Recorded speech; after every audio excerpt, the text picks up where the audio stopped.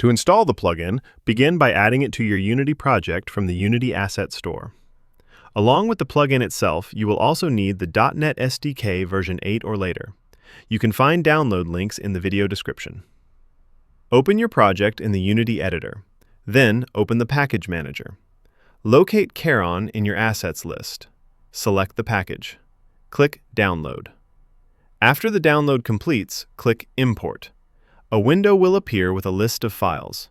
Leave all options enabled and click Import again. Unity will now import scripts and recompile. Wait until the process is complete. Next, open the console window. Check for any errors. If no errors appear, the installation was successful. To verify the plugin is active, right-click inside any folder in the project window. Select Create.